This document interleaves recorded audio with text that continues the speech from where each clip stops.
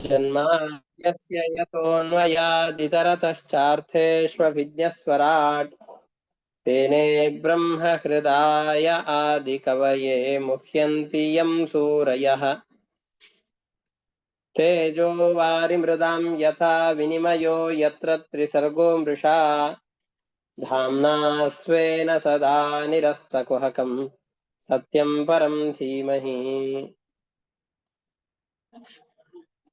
निगमकल्पतरोर्गलितं फलं शुकमुखादमृतद्रवसंयुतम् पिबत भागवतं रसमालयं मुहुरहो रसिकाः भुवि भावुकाः दारिद्र्यदुःखज्वरदाहितानां मायापिशाची परिमर्दितानां संसारसिन्धौ परिपातितानां क्षेमाय वै भागवतं प्रगच्छति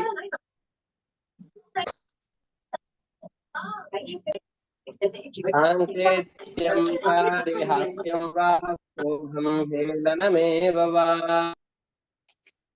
वैकुण्ठनामग्रहणम् अशेषाखहरं विदुः श्रीगुरुभ्यो नमः हरिः ओम्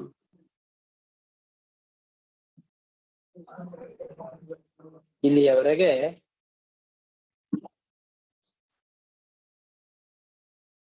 ನಾವು ಇಂದ್ರನಿಗೆ ಬಂದ ಬ್ರಹ್ಮಹತ್ಯೆಯ ಕಥೆಯನ್ನ ಗಮನಿಸಿದ್ದೇವೆ.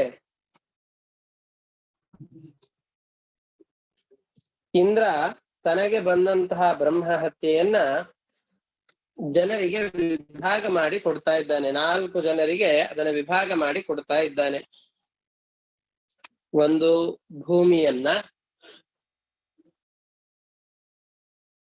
ಆ ಯಜ್ಞ ಬ್ರಹ್ಮಹತ್ಯೆಯ ಭಾಗವನ್ನು ಸ್ವೀಕಾರ ಮಾಡ್ಲಿಕ್ಕೆ ಅಂತ ಕೇಳಿಕೊಂಡು ಅದಕ್ಕೆ ಬ್ರಹ್ಮಹತ್ಯೆಯ ಒಂದು ಭಾಗವನ್ನು ಕೊಡ್ತಾ ಇದ್ದಾನೆ. ಯಾವ ಭೂಮಿ? ಎಲ್ಲಿ ಕ್ಷಾರವಾದ ನೀರಿರತ್ತ, ಬಂಜರು ಭೂಮಿ ಅಂತಿರತ್ತೆ, ಸೌಳು ನೀರು, ಬರೀ ಒಗರಾದಂತಹ ನೀರು, ಪರಿಶುದ್ಧವಾದ ಕುಡಿಯಲಿಕ್ಕೆ ಯೋಗ್ಯವಾದಂತಹ ನೀರೇ ಸಿಗೋದಿಲ್ಲ, ಅಂತಹ ಭೂಮಿಯ ರೂಪದಲ್ಲಿ ಬ್ರಹ್ಮಹತ್ಯೆಯನ್ನ ಭೂದೇವಿ ಸ್ವೀಕಾರ ಮಾಡಿದಳು. ಅದರಿಂದಲೇ ಈ ಮರುಭೂಮಿ, ಎಲ್ಲಿ ಬೆಳೆಯೇ ಬರೋದಿಲ್ವೋ ಅಂತಹ ಭೂಮಿ, ಈ ಎಲ್ಲ ಭೂಮಿಯೂ ಕೂಡ ವೇದಾಧ್ಯಯನಕ್ಕೆ ನಿಷಿದ್ಧವಾದಂತಹ ಭೂಮಿ ಅಂತ ಕರೆಸಿಕೊಂಡಿವೆ. ಈ ಪ್ರದೇಶದಲ್ಲಿ ವೇದಾಧ್ಯಯನ ಇವೆಲ್ಲವೂ ಕೂಡ ನಿಷಿದ್ಧವಾಗಿದೆ. ಹಾಗಾಗಿ 4ನೇ ಒಂದು ಭಾಗವನ್ನ ಭೂದೇವಿ ತಾನು ಸ್ವೀಕಾರ ಮಾಡ್ತಾ ಇದ್ದಾಳೆ. ಇನ್ನ 4ನೇ ಮತ್ತೊಂದು ಭಾಗವನ್ನ ಮರಗಳು ಪಡಿತಾ ಇದೆ. ಆ ಮರಗಳನ್ನ ಕತ್ತರಿಸಿದಾಗ ಅದರಿಂದ ಒಸರುವಂತಹ ಯಾವ ಅಂಟಿದೆಯೋ, ನಾವು ಮರಗಳಲ್ಲಿ ಎಷ್ಟೋ ಮರಗಳಲ್ಲಿ ಅಂಟಿರತ್ತೆ, ಆ ಅಂಟು ಬ್ರಹ್ಮಹತ್ಯೆಯನ್ನ ಸ್ವೀಕಾರ ಮಾಡಿದಂತಹ ವೃಕ್ಷಗಳಲ್ಲಿ ಬರುವಂತಹ ಫಲ, ಅದು ಬ್ರಹ್ಮಹತ್ಯೆಯ ಸೂಚಕ. ಅದನ್ನ ಯಾವ ಕೆಲಸಗಳಿಗೂ ಕೂಡ ನಾವು ಉಪಯೋಗಿಸಬಾರ್ದು. ಅದು ಅಭೋಜ್ಯ. ಆ ಮರಗಳ ಭಾಗಗಳೆಲ್ಲವೂ ಕೂಡ ಅಭೋಗ್ಯ. ಅದು ಮರಗಳಿಂದ ಅಂಟಿನ ರೂಪದಲ್ಲಿ ಯಾವ ಪದಾರ್ಥ ಬರುತ್ತೋ ಅದು ಭೋಜ್ಯವೂ ಅಲ್ಲ, ಸ್ಪರ್ಶನಕ್ಕೂ ಯೋಗ್ಯವಾದದ್ದಲ್ಲ. ಇದನ್ನ ಪಡೆದಿದ್ದಕ್ಕೆ ಫಲವಾಗಿ ಬ್ರಹ್ಮಹತ್ಯೆಯನ್ನು ಪಡೆದ್ವಲ್ಲ ವೃಕ್ಷಗಳೆಲ್ಲ, ಅದಕ್ಕೆ ಪಡೆದ ವರ ಏನು ಅಂತಂದ್ರೆ, ನಾವು ಎಷ್ಟೇ ಕತ್ತರಿಸಿದರೂ ಕೂಡ ಮತ್ತೆ ಚಿಗುರಬೇಕು, ನಾವು ಪೂರ್ತಿಯಾಗಿ ನಾಶ ಅಂತ ಆಗಬಾರದು ಅಂತ ಮತ್ತೆ ಚಿಗುರುವಂತಹ ವರಗಳನ್ನ ವೃಕ್ಷಗಳು ಪಡೀತಾ ಇವೆ.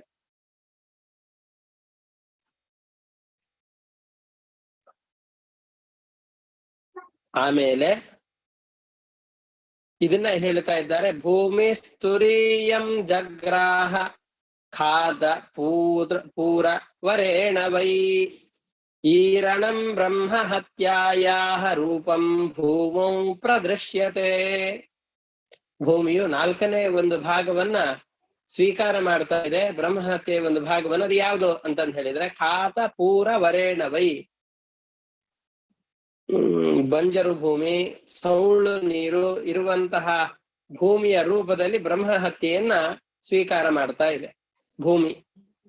ಆ ಕಾರಣದಿಂದ ಇಂತಹ ಪ್ರದೇಶದಲ್ಲಿ ವೇದಶಾಸ್ತ್ರಗಳ ಅಧ್ಯಯನ ನಿಷಿದ್ಧ. ತುರೀಯಂ ಛೇದ ರೋಹೇಣ ವರೇಣ ಜಗೃಹುರ್ದ್ರುಮಾಃ ತೇಷಾಂ ನಿರ್ಯಾಸ ರೂಪೇಣ ಬ್ರಹ್ಮಹತ್ಯಾ ಪ್ರದೃಶ್ಯತೆ. ಆ ಬ್ರಹ್ಮಹತ್ಯೆಯನ್ನ, ಆ ಬ್ರಹ್ಮಹತ್ಯೆಯ 4ನೇ ಮತ್ತು ಭಾಗವನ್ನ ವೃಕ್ಷಗಳೆಲ್ಲ ಸ್ವೀಕಾರ ಮಾಡ್ತಾ ಇವೆ. ಅದರಲ್ಲಿ ಅಂಟಿನ ರೂಪದಲ್ಲಿ ಆ ಬ್ರಹ್ಮಹತ್ಯೆ ಕಾಣಿಸಿಕೊಳ್ಳುತ್ತೆ. ಅವುಗಳು ಒಂದು ವರವನ್ನು ಪಡೆದುವು, ನಮ್ಮನ್ನ ಎಷ್ಟು ಕಡಿದರೂ ಕೂಡ ವಾಪಸ್ಸು ಚಿಗುರೆ ಹೋಗ್ಬಿಡ್ಬೇಕು, ಆ ರೀತಿಯಾದ ವರವನ್ನ ಕೇಳಿ ಪಡಿತಾ ಇದೆ. ಈ ಅಂಟು ಅಭೋಜ್ಯ ಮತ್ತು ಅಸ್ಪೃಶ್ಯ, ಅದನ್ನ ಸ್ಪರ್ಶ ಮಾಡಬಾರ್ದು. ಅಷ್ಟೇ ಅಲ್ಲ, ಸ್ತ್ರೀಯರು ಕೂಡ ಇಂದ್ರನಿಗೆ ಬಂದಂತಹ ಬ್ರಹ್ಮಹತ್ಯೆಯನ್ನ ಸ್ವೀಕಾರ ಮಾಡ್ತಾ ಇದ್ದಾರೆ. ಅದು ಸ್ತ್ರೀಯರಿಗೆ ರಜೋರೂಪೇಣ ತಾನು ಕಾಣಿಸಿಕೊಳ್ಳುತ್ತೆ. ಆ ಬ್ರಹ್ಮಹತ್ಯೆ ತಿಂಗಳಿಗೆ 1 ಬಾರಿ ಅಂತ 3 ದಿವಸಗಳ ಕಾಲ ರಜೋ ದರ್ಶನವಾಗತ್ತೆ. ಪ್ರತಿ ತಿಂಗಳು ರಜೋ ದೋಷದ ರೂಪದಲ್ಲಿ ಆ ಬ್ರಹ್ಮಹತ್ಯೆ ಕಾಣಿಸಿಕೊಳ್ಳುತ್ತೆ. ಆ ಕಾರಣದಿಂದಲೇ ಆ ಸಂದರ್ಭದಲ್ಲಿ ಅವರನ್ನ ಅಸ್ಪೃಶ್ಯರು ಅಂತ ಕರೆದಿರುತ್ತಾರೆ. ಯಾವುದೇ ದೇವ ಕಾರ್ಯಗಳಲ್ಲಿ, ಪಿತೃ ಕಾರ್ಯಗಳಲ್ಲಿ ಅವರಿಗೆ ಪ್ರವೇಶ ಆ ಸಂದರ್ಭದಲ್ಲಿ ಇರೋದಿಲ್ಲ. ಇಷ್ಟೆಲ್ಲ ಬ್ರಹ್ಮಹತ್ಯೆಯನ್ನು ಪಡೆದಿದ್ದಕ್ಕೋಸ್ಕರ ಅವರು ಪಡೆದಂತಹ ವರ ಏನು? ಶಶ್ವತ್ ಕಾಮ ವರೇಣಾಂಗ ತುರೀಯಂ ಜಗೃಹು ಸ್ತ್ರೀಯಃ. ಸ್ತ್ರೀಯರಿಗೆ ಗರ್ಭಧಾರಣೆಯಾದ ನಂತರದಲ್ಲೂ ಕೂಡ ಪ್ರಸವ ಪರ್ಯಂತ ಕಾಲದವರೆಗೂ, ಪ್ರಸವವಾಗುವವರೆಗೂ ಕೂಡ ಗಂಡನ ಸಂಪರ್ಕ ತಪ್ಪಬಾರದು, ಗಂಡನಿಂದ ದೂರ ಹೋಗಬಾರದು. ಪತಿಯ ವಿಯೋಗ ಆಗದೇ ಇರುವಂತಹ ವರವನ್ನ ಕೇಳಿ ಪಡಿತಾ ಇದ್ದಾರೆ. ಬ್ರಹ್ಮಹತ್ಯೆಯನ್ನ ಸ್ವೀಕಾರ ಮಾಡಿ ಅದಕ್ಕೆ ಪ್ರತಿಫಲವನ್ನಾಗಿ ಪತಿಯ ಸಂಘವನ್ನ ಗರ್ಭಧಾರಣೆಯ ಸಂದರ್ಭದಲ್ಲೂ ಕೂಡ ಕೇಳಿ ಪಡಿತಾ ಇದ್ದಾರೆ. ಇನ್ನ 4ನೆಯ ಅಂಶವನ್ನ ನೀರು ಪಡಿತಾ ಇದೆ.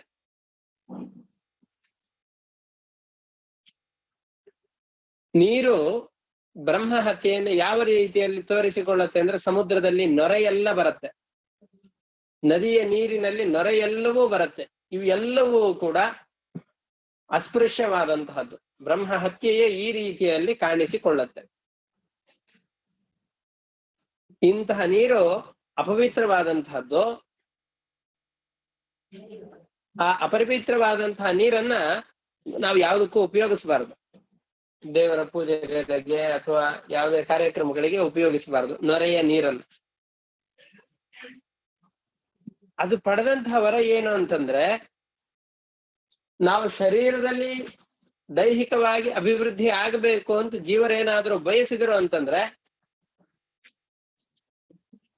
ಆ ಶರೀರದಲ್ಲಿ ಅಭಿವೃದ್ಧಿ ಆಗಬೇಕು ಅಂದ್ರೆ ನೀರಿನ ಅಭಿವೃದ್ಧಿ ಆಗಲೇಬೇಕು. ಶರೀರದಲ್ಲಿ ನೀರಿನ ಪ್ರವೇಶ ಇಲ್ಲದ ಹೊರತು ಶರೀರದಲ್ಲಿ ದಾರ್ಢ್ಯತೆ, ಆರೋಗ್ಯಪೂರ್ಣವಾದಂತಹ ಶರೀರ ಇವು ಬರಬೇಕು ಅಂದ್ರೆ ನೀರಿನ ಅಂಶ ಶರೀರದಲ್ಲಿ ಇರಲೇಬೇಕು. ಆ ರೀತಿಯಾದಂತಹ ಜೀವರಲ್ಲಿ ತನ್ನ ಅಭಿವೃದ್ಧಿಯನ್ನ ಅದು ವರುಣ ದೇವರು ಅಂತ ನೀರಿನ ಅಭಿಮಾನಿಗಳಾದಂತಹ ದೇವತೆಗಳು ಪಡಿತಾ ಇದ್ದಾರೆ. ದ್ರವ್ಯ ಭೂಯೋ ವರೇಣಾಪಹ ತುರೀಯಂ ಜಗೃಹುರ್ಮಲಂ. ತಾಸು ಬುದ್ಬುಧ ಫೇನಾಭ್ಯಾಂ ದೃಷ್ಟಂ ತದ್ಧರಿ ಕಿಲ್ಬಿಷಂ. ಆ ಇಂದ್ರನ ಬ್ರಹ್ಮ ಹತ್ಯೆ ನೊರೆ ಮತ್ತು ಗುಳ್ಳೆಯ ರೂಪದಲ್ಲಿ ಕಾಣಿಸಿಕೊಳ್ಳುತ್ತೆ.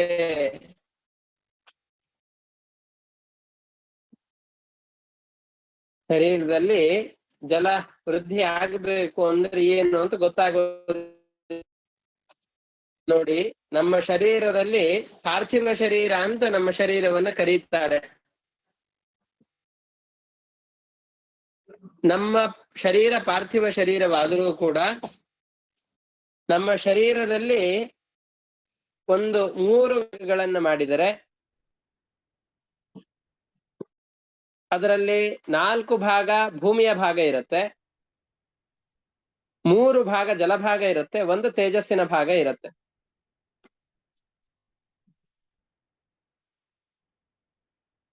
ಹಾಗಾದ್ರೆ ಜಲವೇ ಎಲ್ಲ ಕಡೆಯಲ್ಲೂ ಸೇರಿಸಿಕೊಂಡ್ರೆ, ಈಗ ಒಂದೊಂದು ಲೋಕದಲ್ಲಿ ಒಂದೊಂದು ಶರೀರ ಅಂತ ಹೇಳ್ತಾರೆ.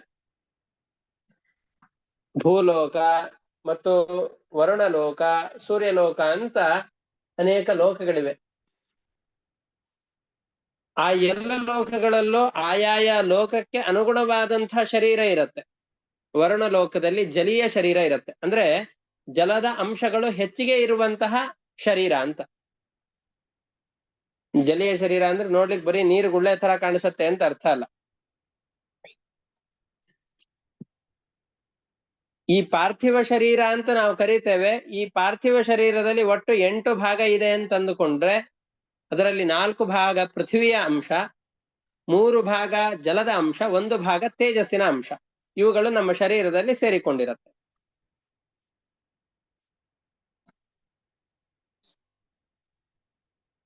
ಜಲೀಯ ಶರೀರ ಅಂತ ಇಟ್ಕೊಂಡ್ರೆ, ಅಂತಂದ್ರೆ ವರುಣ ಲೋಕ ಮುಂತಾದ ಲೋಕದಲ್ಲಿರುವ ಶರೀರ ಅಂತ ಅನ್ಕೊಂಡ್ರೆ ಆ ಶರೀರದಲ್ಲೂ 8 ಭಾಗ ಇದೆ ಅಂತಂದ್ರೆ ಆ ಶರೀರದಲ್ಲಿ 4 ಭಾಗ ನೀರಿನ ಅಂಶ ಇರುತ್ತೆ, 3 ಭಾಗ ಪೃಥ್ವಿಯ ಅಂಶ, 1 ಭಾಗ ತೇಜಸ್ಸಿನ ಅಂಶ ಇರುತ್ತೆ. ಇನ್ನ ತೈಜಸ ಶರೀರ ಅಂತಂದ್ರೆ ಸೂರ್ಯ ಲೋಕದಲ್ಲಿ ಇರುವಂತಹ ಶರೀರ, ಅದು 4 ಭಾಗದಷ್ಟು ತೇಜಸ್ಸಿನ ಅಂಶಗಳಿರುತ್ತೆ, 3 ಭಾಗದಷ್ಟು ಜಲದ ಅಂಶಗಳು, 1 ಭಾಗದಷ್ಟು ಪೃಥ್ವಿಯ ಅಂಶ. ಹಾಗಾದ್ರೆ ಈ 3 ಶರೀರಗಳನ್ನು ಗಮನಿಸಿದಾಗ ಯಾವುದೇ ಶರೀರವಾಗ್ಲಿ ಅದರಲ್ಲಿ ಜಲದ ಅಂಶ ಹೆಚ್ಚಿಗೆ ಇರುತ್ತೆ. ನಮ್ಮ ಪಾರ್ಥಿವ ಶರೀರದಲ್ಲಿ ಅದೇ ರೀತಿಯಾಗಿ ತೈಜಸ ಶರೀರದಲ್ಲಿ 3 ಅಂಶಗಳಷ್ಟು ಜಲ ಇರುತ್ತೆ. ಜಲೀಯ ಶರೀರದಲ್ಲಂತೂ 4 ಅಂಶಗಳಷ್ಟು ಜಲದ ಭಾಗ ಇರುತ್ತೆ. ಹಾಗಾದ್ರೆ ಒಟ್ಟು 10 ಅಂಶಗಳಷ್ಟು ಜಲದ ಭಾಗ ಇರುತ್ತೆ ಈ 3 ಶರೀರಗಳಲ್ಲಿ ಒಟ್ಟು ಗುಡ್ಡೆ ಹಾಕಿದರೆ. ಅಂದ್ರೆ ಯಾವುದೇ ಶರೀರದಲ್ಲೂ ಜಲದ ಅಂಶ ಇಲ್ಲದೇನೆ ಆ ಶರೀರ ಇಲ್ಲ ಅಂತಾಗುವಂತೆ ಇವರು ವರವನ್ನ ಕೇಳಿ ಪಡಿತಾ ಇದ್ದಾರೆ. ಒಟ್ಟಾರೆ ತನಗೆ ಬಂದ ಬ್ರಹ್ಮ ಹತ್ಯೆಯನ್ನ ಇಂದ್ರ ಈ ರೀತಿಯಾಗಿ ವಿಭಾಗ ಮಾಡಿ ಅವರಿಗೆ ಕೊಡ್ತಾ ಇದ್ದಾನೆ. ವಿಭಾಗ ಮಾಡಿ ಈ ಶರೀರದಲ್ಲಿದ್ದಂತಹ ದೋಷಗಳೆಲ್ಲವನ್ನು ಅವನೇನೋ ಪರಿಹಾರ ಮಾಡಿಕೊಂಡ. ಆದರೆ ತ್ವಷ್ಟೃವಿಗೆ ಬಹಳಷ್ಟು ಕೋಪ ಬಂತು. ತ್ವಷ್ಟೃ ಪ್ರಜಾಪತಿ ಅವನು ವಸ್ತುತಃ ದೇವತೆ. ಅವನು ತನ್ನ ಮಗನಾದಂತಹ ವಿಶ್ವರೂಪಾಚಾರ್ಯರನ್ನ ಪೌರೋಹಿತ್ಯಕ್ಕಾಗಿ ಕರೆಸಿಕೊಂಡು ಅವರ ತಲೆಯನ್ನ ತರಿದು ಇಂದ್ರ ಅವರನ್ನ ಸಂಹಾರ ಮಾಡಿದ್ದಾನೆ. ದೊಡ್ಡ ಅನಾಚಾರ ಮಾಡಿದ್ದಾನೆ, ಬಹಳ ದೊಡ್ಡ ಅಪರಾಧ ಮಾಡಿದ್ದಾನೆ.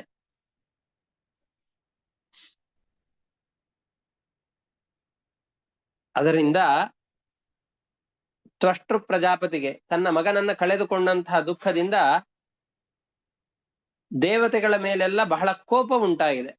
ಏನಾದ್ರೂ ಮಾಡಿ ಈ ದೇವತೆಗಳನ್ನ ನಾಶ ಮಾಡಬೇಕು, ಯಾರಿಂದ ಉಪಕಾರವನ್ನು ಪಡೆದ್ರೋ ಅವರಿಗೇನೆ ಪ್ರಾಣಕ್ಕೆ ಘಾತಕರಾಗಿದ್ದಾರೆ, ಪ್ರಾಣಘಾತಕರಾಗಿದ್ದಾರೆ, ಮಹಾ ದುಷ್ಟರಿವರು ಅಂತ ತಿಳಿದುಕೊಂಡು ಈ ದೇವತೆಗಳೆಲ್ಲರನ್ನೂ ಕೂಡ ಸಂಹಾರ ಮಾಡ್ಲಿಕ್ಕೋಸ್ಕರ, ಅಷ್ಟೇ ಅಲ್ಲ ಅದರಲ್ಲೂ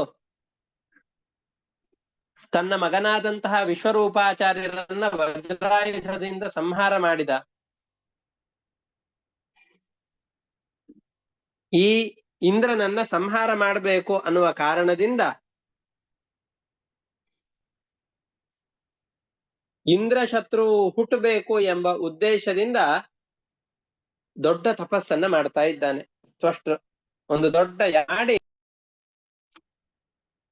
ಇಂದ್ರ ಶತ್ರು ವಿವರ್ಧಸ್ವ ಅಂತ ಇಂದ್ರ ಶತ್ರು ಹುಟ್ಲಿ ಅನ್ನೋ ಅಪೇಕ್ಷೆಯಿಂದ ಅವನು ಈ ಆಹುತಿಗಳನ್ನು ಕೊಡ್ತಾ ಇದ್ದಾನೆ.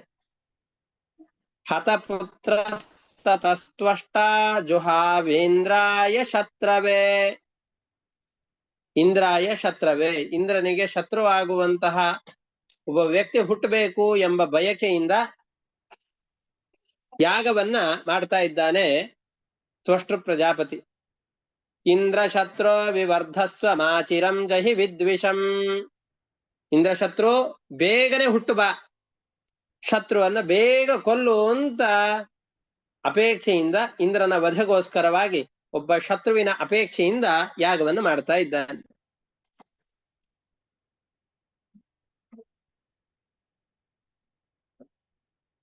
ಯಾವಾಗ ತ್ವಷ್ಟೃ ಜೋರಾಗಿ ಕೂಗಿ ಕರೆದು ಅಗ್ನಿಯಲ್ಲಿ ಆಹುತಿಯನ್ನ ಹಾಕ್ತಾ ಇದ್ದಾನ, ಆ ಕ್ಷಣದಲ್ಲಿ ಏನೇ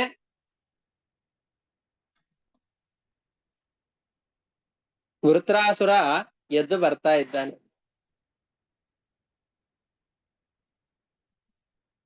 ಅವನನ್ನು ನೋಡಿದರೆ ಪ್ರಳಯ ಕಾಲದಲ್ಲಿ ದುರ್ಗಾದೇವಿ ಇಡೀ ಜಗತ್ತನ್ನ ಸಂಹಾರ ಮಾಡ್ಲಿಕ್ಕೆ ಅಂತ ಶ್ರೀ ಭೂದುರ್ಗಾ, ಶ್ರೀದೇವಿ ಜನ್ಮಕ್ಕೆ, ಭೂದೇವಿ ಸ್ಥಿತಿಗೆ, ದುರ್ಗಾದೇವಿ ಸಂಹಾರಕ್ಕೆ ನಿಯಾಮಕಳಾಗಿದ್ದಾಳೆ.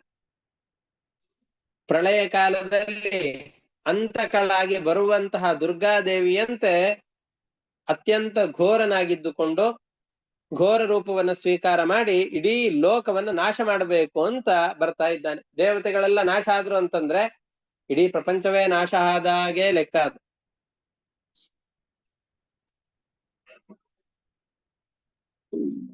ಅವನು ಎಷ್ಟೆಷ್ಟು ಬೇಗ ಬೆಳೀತಾ ಇದ್ದಾನೆ ಅಂತಂದ್ ಹೇಳಿದ್ರೆ ದಿವಸಕ್ಕೆ ಅನೇಕ ಅಡಿಗಳಷ್ಟು, ಚಿಕ್ಕ ಚಿಕ್ಕದಾಗಿ ಅಲ್ಲ, ಅದು 100 ಬಾಣ ಅಂತ ಸಂಸ್ಕೃತದಲ್ಲಿ ಅದನ್ನ ಹೇಳ್ತಾರೆ. ಬಾಣ ಅನ್ನೋದಕ್ಕೆ ಬೇರೆ ಲೆಕ್ಕಾಚಾರವೇ ಇದೆ. ನಾವು ದಿವಸಕ್ಕೆ ಒಂದು 10 ಅಡಿ ಅಂತ ಅಂದುಕೊಳ್ಳಿ, ದಿವಸಕ್ಕೆ ಇಷ್ಟಿಷ್ಟು ಎತ್ತರ ಬೆಳೀತಾ ಇದ್ದಾನವನು. ಎಲ್ಲ ಅವಯವಗಳು ಕೂಡ ಬಹಳ ವಿಕಾರವಾಗಿ ಘೋರವಾಗಿ ಬೆಳೀತಾ ಇವೆ. 100 ಬಾಣಗಳಷ್ಟು ಎತ್ತರದಲ್ಲಿ ಬೆಳೆದಿದ್ದಾನೆ. ದೊಡ್ಡ ಬೆಟ್ಟ ಚೆನ್ನಾಗಿ ಸುಟ್ಟು ಬಿಟ್ಟಿದ್ದಾರೆ. ಸುಟ್ಟ ಪರ್ವತ ಹೇಗೆ ಕಾಣುತ್ತೋ ಆ ರೀತಿಯಾಗಿ ಇವನು ಕಾಲದಲ್ಲೆಲ್ಲ ಆಕಾಶ ಹೇಗೆ ಕಾಣುತ್ತೋ ಅಷ್ಟು ಕಪ್ಪಾನೆ.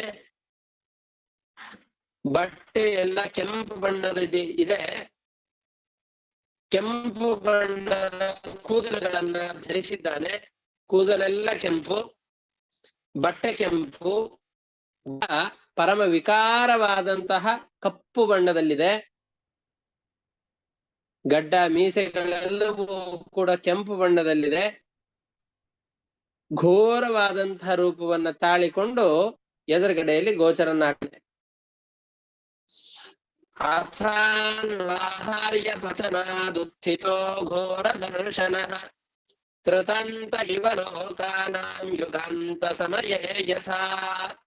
ಇಂದ್ರ ಶತ್ರು ವಿವರ್ಧಸ್ವ ಅಂತ ತ್ವಷ್ಟೃ ಪ್ರಜಾಪತಿ ಜೋರನೆ ಘರ್ಜನೆ ಮಾಡಿ ಆಹುತಿಯನ್ನ ಹಾಕ್ತಾ ಇದ್ದ ಹಾಗೆ ಆ ದಕ್ಷಿಣಾಗ್ನಿಯಿಂದ ಇಡೀ ಜಗತ್ತನ್ನು ನಾಶ ಮಾಡುವಂತ ಪ್ರಳಯ ಕಾಲದಲ್ಲಿ ಬರುವ ದುರ್ಗಾದೇವಿಗೆ ಸಮಾನನಾದಂತಹ ಭಯಂಕರನಾದಂತಹ ಘೋರ ರೂಪದ ವೃತ್ರಾಸುರ ಎದ್ದು ಬರ್ತಾ ಇದ್ದಾನೆ. ಕೇಳಿಸ್ತಿಲ್ಲ ಗುರುಗಳೇ? ಹೌದಾ, ಇಲ್ಲಿ ನೆಟ್ವರ್ಕ್ ಇದೆ, ಬೇರೆ ಯಾರಿಗೂ ಕೇಳಿಸ್ತಾ ಇಲ್ಲ? ಸ್ವಲ್ಪ ಡಿಸ್ಟರ್ಬ್.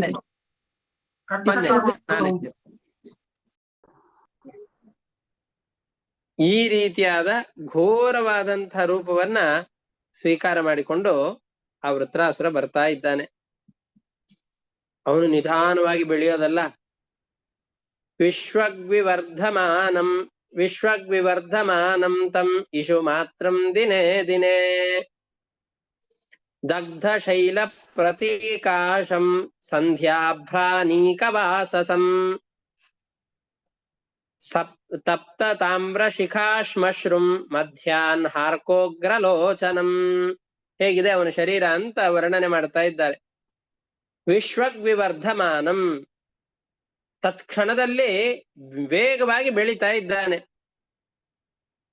ಪ್ರತಿ ದಿನದಲ್ಲೂ ಕೂಡ 100 ಬಾಣಗಳಷ್ಟು ಎತ್ತರಕ್ಕೆ ಅವನ ಗಾತ್ರ ಬೆಳೀತಾ ಇದೆ. ಎತ್ತರವಾದಂತಹ ಶರೀರ ಅವನದ್ದು.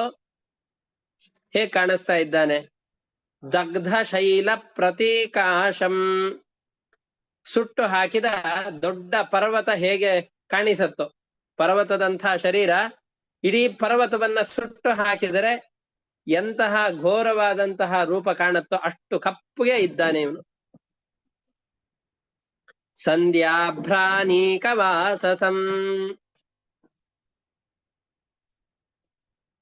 ಸಂಧ್ಯಾಕಾಲದ ಮೋಡಗಳು, ಈ ಸೂರ್ಯನ ಕಿರಣಗಳೆಲ್ಲ ಬಿದ್ದು ಕೆಂಪಗೆ ಮೋಡಗಳೆಲ್ಲ ಕಾಣಿಸ್ತಾ ಇರತ್ತೆ.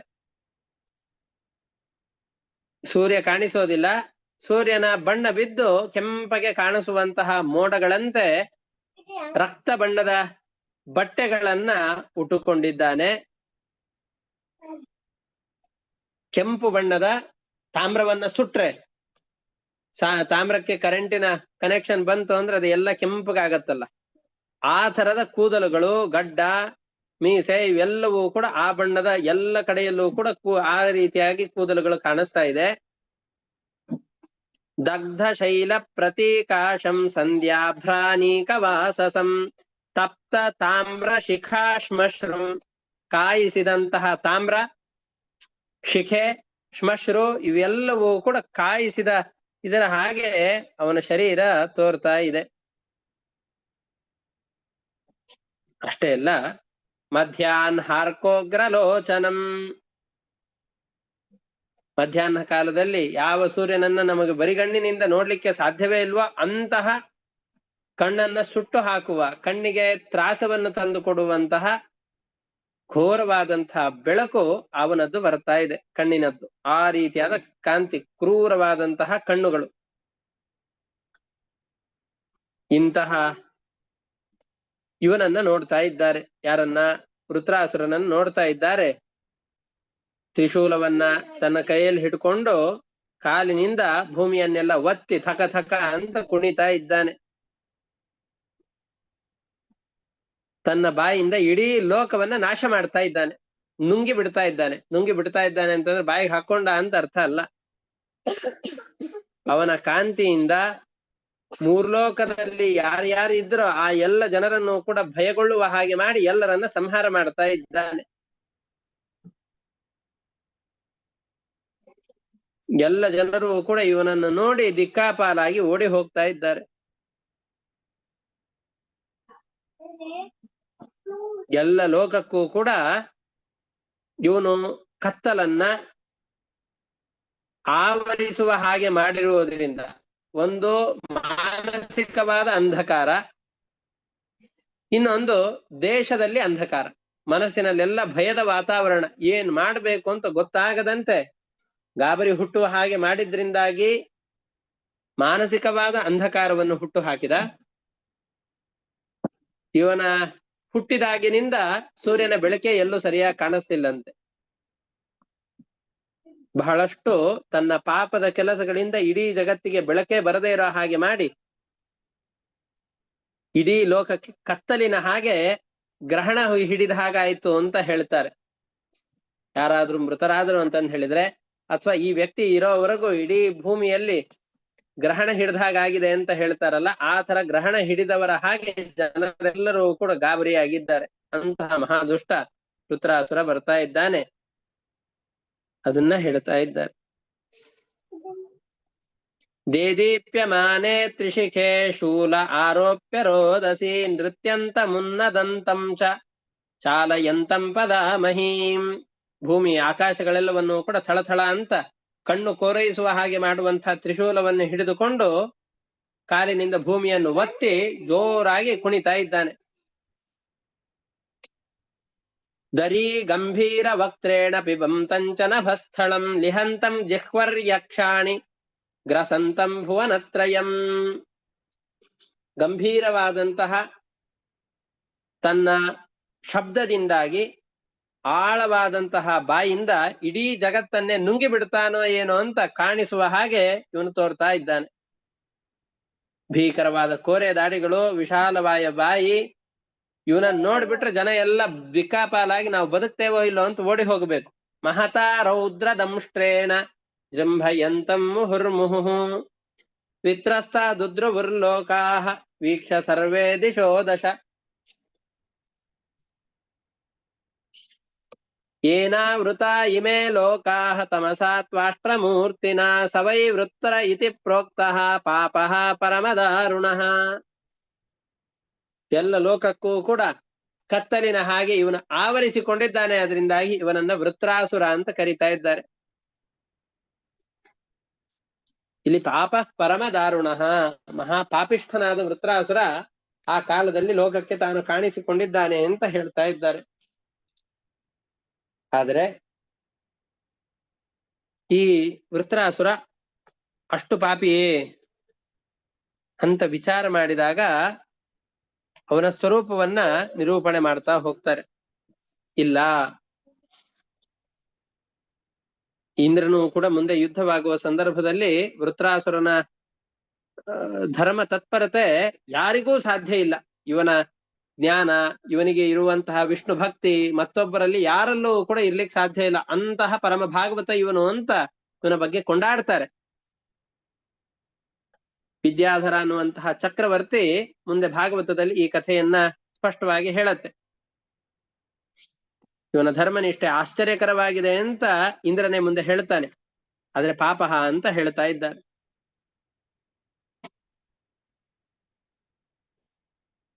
ಇವನು ಇಡೀ ಲೋಕಗಳನ್ನ ಆವರಿಸಿದ್ದಾನೆ. ಯಾವ ಕಾರಣದಿಂದಾಗಿ ಇವನು ಇಡೀ ಲೋಕವನ್ನ ತನ್ನ ಭಯಂಕರವಾದ ರೂಪದಿಂದ ಆವರಿಸಿದ್ದಾನೋ ಆ ಕಾರಣದಿಂದ ವೃತ್ರ ಅಂತ ಕರಿತಾ ಇದ್ದಾರೆ. ಪಾಪಃ ಅಂತಂದು ಹೇಳಿದ್ರೆ ವಸ್ತುತಃ ಇವನು ಪಾಪಿಯಲ್ಲ, ಆದರೆ ಅಸುರರ ಆವೇಶದಿಂದ ತನ್ನ ತಂದೆಯಾದಂತಹ ತ್ವಷ್ಟೃ ಪ್ರಜಾಪತಿ ಆದೇಶ ಕೊಟ್ಟಿದ್ದಾನೆ ಇವರೆಲ್ಲರನ್ನೂ ಕೂಡ ಸಂಹಾರ ಮಾಡಬೇಕು ಅಂತ. ಆ ಕಾರಣದಿಂದ ತನ್ನ ರೂಪವನ್ನ ಆ ರೀತಿಯಾಗಿ ತೋರಿಸಿಕೊಳ್ತಾ ಇದ್ದಾನೆ.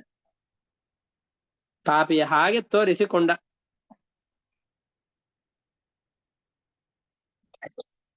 ಇನ್ನೊಬ್ಬನು ವೃತ್ರಾಸುರ ಅಂತ ಇನ್ನೊಬ್ಬನು ಬರುತ್ತೆ. ಇನ್ನೊಬ್ಬ ವೃತ್ರಾಸುರ ಇದ್ದಾನೆ, ಕೃಷ್ಣ ಕೊಂದವನು. ಅವನು ಬೇರೆ. ಅವನು ಕಶ್ಯಪರಿಗೆ ಧನುವಿನಲ್ಲಿ, ಧನು ಅನ್ನುವಂತಹ ಅನೇಕ ಜನ ಪತ್ನಿಯರಲ್ಲಿ ಒಬ್ಬಳು ಧನು ಅನ್ನೋವಳು. ಕಶ್ಯಪರಿಗೆ 17 ಜನ ಮಕ್ಕಳನ್ನ ದಕ್ಷ ಪ್ರಜಾಪತಿ ಕೊಟ್ಟಿದ್ದಾನೆ ಅಂತ ನಾವು ಕೇಳಿದ್ದೇವೆ. ಅದರಲ್ಲಿ ಒಬ್ಬಳು ಧನು ಅನ್ನೋವಳು. ಅವಳ ಮಗನಾದಂತಹ ಒಬ್ಬ ವೃತ್ರಾಸುರ ಇದ್ದಾನೆ, ಅವನು ಮಹಾಪಾಪಿಷ್ಟ. ಆದರೆ ಇಲ್ಲಿ ಬರುವಂತಹ ವೃತ್ರಾಸುರ ಆ ರೀತಿಯಾದವನಲ್ಲ.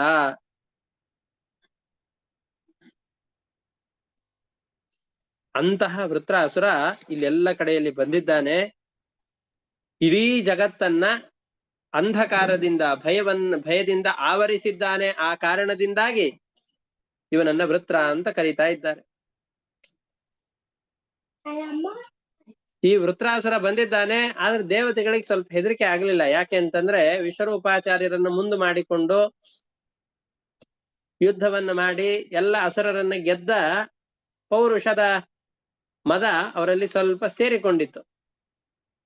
ನಮ್ಮನ್ಯಾರು ತಡೀತಾರೆ ಅನ್ನುವ ಭಾವನೆಯಿಂದ ತಮ್ಮ ಅಸ್ತ್ರಶಸ್ತ್ರಗಳ ಸಮೂಹದಿಂದ ಚೆನ್ನಾಗಿ ಅವರನ್ನು ಹೊಡಿತಾ ಇದ್ದಾರೆ. ಆದರೆ ಅವನು ಅದನ್ನ ತಡೆಯೋದು ಅಥವಾ ವಾಪಸ್ ಪ್ರತ್ಯಸ್ತ್ರವನ್ನು ಬಿಡೋದು ಇದೆಲ್ಲ ಇಲ್ಲ. ಅವ್ರು ಬಿಟ್ಟ ಎಲ್ಲ ಅಸ್ತ್ರಗಳನ್ನು ಕೂಡ ನುಂಗಿ ಹಾಕ್ತಾ ಇದ್ದಾನೆ. ದೇವತೆಗಳಿಗೆ ಆಶ್ಚರ್ಯ ಆಗ್ತಾ ಇದೆ. ಅವರ ಪರಾಕ್ರಮ ಎಲ್ಲ, ಅಯ್ಯೋ ನಮ್ಮ ಪರಾಕ್ರಮ ಇಷ್ಟಕ್ಕೆ ಸೀಮಿತವಾಯ್ತಲ್ಲ, ಈ ಒಬ್ಬ ವೃತ್ರಾಸುರನ ಎದುರುಗಡೆಯಲ್ಲಿ ನಾವೆಲ್ಲ ದೇವತೆಗಳು ಸೇರಿದರೂ ಕೂಡ ನಮ್ಮ ಶಕ್ತಿ ಯಾವ ಲೆಕ್ಕಕ್ಕೂ ಬರದೇ ಇರೋ ಹಾಗಾಗಿದೆ ಅಂತಂದುಕೊಂಡು ಭಗವಂತನನ್ನ ಸ್ತೋತ್ರ ಮಾಡಬೇಕು ಅನ್ನುವ ಕಾರಣದಿಂದ ಭಗವಂತನನ್ನ ಪ್ರಾರ್ಥನೆ ಮಾಡೋಣ ಅಂತ ಅವರೆಲ್ಲ ದೇವತೆಗಳ ಪ್ರಾರ್ಥನೆಗೆ ಅಂತ ನಿಂತಿದ್ದಾರೆ. ತಂ ನಿಜಘ್ನುರಭಿಧೃತ್ಯ ಸಗಣಾ ವಿಬುಧರ್ಷಭಾಃ ಸ್ವೈರ್ದಿವ್ಯಾಸ್ತ್ರ ಶಸ್ತ್ರೌಘೈಃ ಸೋಗ್ರಸತ್ತಾನಿ ಕೃತ್ಸ್ನಶಃ. ತಮ್ಮ ಅಸ್ತ್ರ ಶಸ್ತ್ರಗಳ ಸಮೂಹ ಏನಿದೆಯೋ ಆ ಎಲ್ಲ ಅಸ್ತ್ರಶಸ್ತ್ರಗಳ ಸಮೂಹದಿಂದ ಚೆನ್ನಾಗಿ ಈ ವೃತ್ರಾಸುರನನ್ನು ಹೊಡಿತಾ ಇದ್ದಾರೆ. ಸ್ವಗ್ರಸತ್ತಾನಿ ಕೃತ್ಸ್ನಶಃ, ಎಲ್ಲ ಅಸ್ತ್ರಶಸ್ತ್ರಗಳನ್ನು ಕೂಡ ಅವನು ನುಂಗಿಬಿಟ್ಟ, ಯಾವುದನ್ನು ಕೂಡ ಇಟ್ಟುಕೊಳ್ಳೇ ಇಲ್ಲ.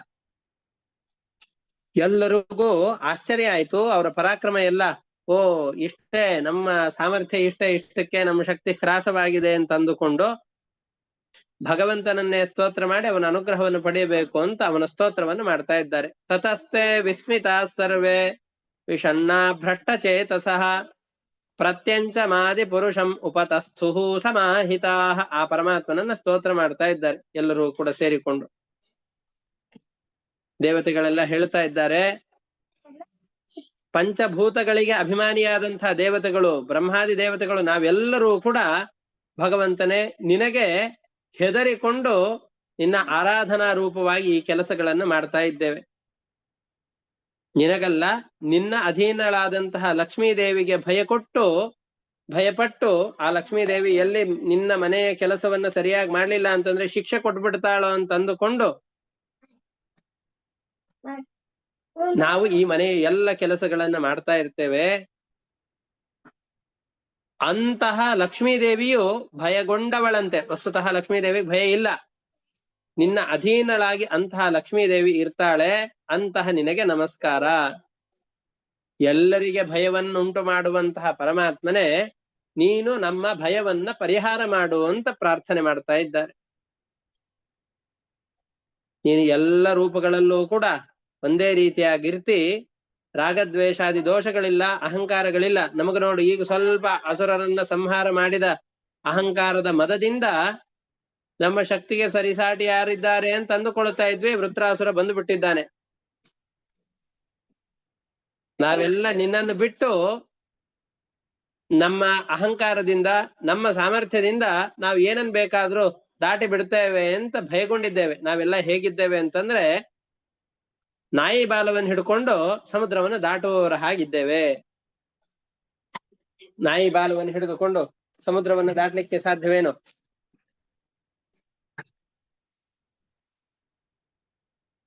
ಹಾಗೆ ನಾವ್ಯಾರೂ ಕೂಡ ಆ ಭಗವಂತನ ದಾಟ್ಲಿಕ್ಕೆ ಸಾಧ್ಯ ಇಲ್ಲ. ನಿನ್ನನ್ನ ಹೊರತುಪಡಿಸಿ ಬೇರೆ ಯಾರನ್ನ ಆರಾಧನೆ ಮಾಡಿ ನಾವು ಉತ್ತಮವಾದಂತಹ ಗತಿಯನ್ನ ಪಡಿಲಿಕ್ಕೆ ಸಾಧ್ಯ? ಅವಿಸ್ಮಿತಂ ತಂ ಪರಿಪೂರ್ಣ ಕಾಮಂ ಸ್ವೇನೈವ ಲಾಭೇನ ಸಮಂ ಪ್ರಶಾಂತಂ ವಿನೋಪಸರ್ಪತ್ಯಪರಂ ಹಿ ಬಾಲಿಶಃ ಶ್ವಲಾಂಗುಲೇನಾತಿ ಪಿಪರ್ತಿ ಸಿಂಧುಂ. ಶ್ವಲಾಂಗುಲೇನ, ನಾಯಿಯ ಬಾಲವನ್ನು ಹಿಡಿದುಕೊಂಡು ಇಡೀ ಸಮುದ್ರವನ್ನು ದಾಟಿ ಬಿಡ್ತೇನೆ ಅಂತ ಹೊರಟನವನು ಎಂತಹ ಹುಂಬ ಅಂತ ಕರೆಸಿಕೊಳ್ತಾನೋ, ಅವಿವೇಕಿ ಅಂತ ಕರೆಸಿಕೊಳ್ತಾನೋ, ಆ ರೀತಿಯಾಗಿ ನಾವು ಕೂಡ ಆಗ್ತೇವೆ. ನಿನ್ನನ್ನು ಹೊರತುಪಡಿಸಿ ನಾವೇ ಸ್ವತಂತ್ರವಾಗಿ ಏನಾದ್ರೂ ಮಾಡಿಬಿಡ್ತೇವೆ ಅಂತ ಅಂದುಕೊಂಡ್ರೆ ನಮ್ಮಂತಹ ಬಾಲಿಶರಾದ ವ್ಯಕ್ತಿಗಳು ಯಾರೂ ಇಲ್ಲ. ನಿನ್ನನ್ನು ಹೊರತುಪಡಿಸಿ ಯಾವ ಕೆಲಸವೂ ಆಗ್ಲಿಕ್ಕೆ ಸಾಧ್ಯ ಇಲ್ಲ. ಶೈವಸ್ವತಮನು ಮತ್ಸ್ಯಮೂರ್ತಿಯಾಗಿ ಬಂದಂತಹ ನಿನ್ನ ಶೃಂಗಕ್ಕೆ, ನಿನ್ನ ತಲೆಯ ಮೇಲಿದ್ದಂತಹ ಕೋಡಿಗೆ ಭೂಮಿಯನ್ನ ಕಟ್ಟಿ ಹಾಕಿ ಪ್ರಳಯ ಕಾಲವೆಂಬಂತಹ ಪ್ರಳಯ ಕಾಲವನ್ನೇ ಅನಾಯಾಸವಾಗಿ ದಾಟಿಬಿಟ್ಟ. ಭಗವಂತ ತನ್ನನ್ನ ಆಶ್ರಯಿಸಿದಂತಹ ವ್ಯಕ್ತಿಗಳಿಗೆ ಬರುವಂತಹ ಎಷ್ಟು ದೊಡ್ಡ ಆಪತ್ತುಗಳೇ ಇರ್ಲಿ, ಆ ಆಪತ್ತುಗಳೆಲ್ಲವನ್ನು ಕೂಡ ಪರಿಹಾರ ಮಾಡ್ತಾನೆ. ನೀನು ಅವರಿವರಿಗೆ ಭಯವನ್ನು ಪರಿಹಾರ ಮಾಡಿದವನಲ್ಲ, ಇಡೀ ಬ್ರಹ್ಮಾಂಡವನ್ನ ಸೃಷ್ಟಿ ಮಾಡಿದ ಚತುರ್ಮುಖ ಬ್ರಹ್ಮನೇ. ನಾವು ಈ ಕಥೆಯನ್ನು ಪ್ರಾರಂಭದಲ್ಲಿ ನೋಡಿದ್ದೇವೆ. ಸೃಷ್ಟಿಯ ಆದಿಯಲ್ಲಿ ತನ್ನ ನಾಭಿ ಕಮಲದಿಂದ ಕಮಲವನ್ನು ಸೃಷ್ಟಿ ಮಾಡಿ ಅದರಲ್ಲಿ ಬ್ರಹ್ಮನನ್ನ ಸೃಜಿಸಿದ. ಆ ಸಂದರ್ಭದಲ್ಲಿ ಎಲ್ಲ ಕಡೆಯಲ್ಲಿ ನೋಡಿದಾಗ ಬ್ರಹ್ಮರಿಗೆ ಏನು ಕಾಣಿಸ್ತಿಲ್ಲ. ಎಲ್ಲ ಕಡೆಯಲ್ಲೂ ಗಾಢವಾದ ಕತ್ತಲು. ತಾನೊಬ್ಬನೇ ಇದ್ದಾನೆ. ಅಲೆಗಳೆಲ್ಲ ಬಂದು ಬಡಿತಾ ಇದೆ.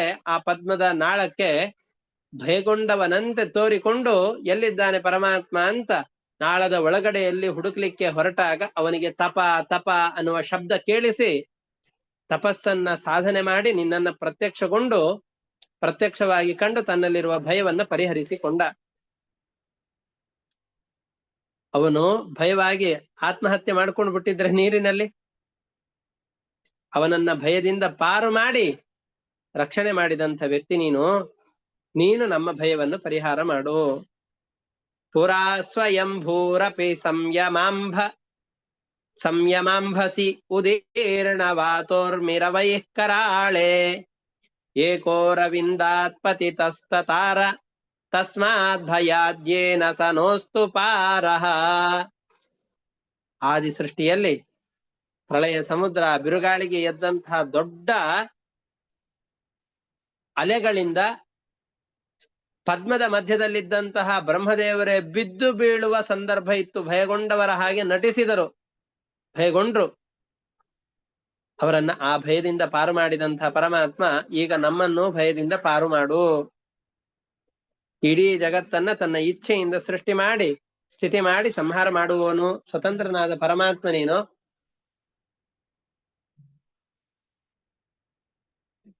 ನಾವೆಲ್ಲ ಅವನ ಎದುರುಗಡೆಯಲ್ಲಿ ನಿಂತರೂ ನಾವ್ಯಾರು ನಿನಗೆ ಸಮಾನರಾಗೋದಿಲ್ಲ. ನಿನ್ನ ಸ್ವರೂಪ ಹೇಗಿದೆ ಅಂತ ನಾವು ಪೂರ್ತಿಯಾಗಿ ತಿಳಿದುಕೊಂಡು ಹೀಗೆ ಇದ್ದೀ ಅಂತ ನಿನ್ನನ್ನು ತಿಳಿಲಿಕ್ಕೆ ಸಾಧ್ಯ ಇಲ್ಲ. ಆದರೆ ನೀನು ನಮ್ಮ ಎದುರುಗಡೆಯಲ್ಲಿ ಕಾಣಿಸದೇ ಇದ್ದಾಗ, ನಿನ್ನಲ್ಲಿ ವಿಶೇಷವಾದ ಅಭಿಮಾನ ಇಲ್ಲದೆ ಇದ್ದಾಗ, ನಮ್ಮಲ್ಲೂ ಕೂಡ ಆವಾಗ ನಾವೇ ಸೃಷ್ಟಿಕರ್ತರು ಅನ್ನೋ ಅಭಿಮಾನ ಬಂದ್ಬಿಡತ್ತೆ. ನಮ್ಮ ಈ ಕಾಲದಲ್ಲಿ ಬರುವಂತಹ ಯಾವ ಅಹಂಕಾರ ಭಾವನೆ ಇದೆಯೋ ಅದೆಲ್ಲವನ್ನು ಕೂಡ ಪರಿಹಾರ ಮಾಡು.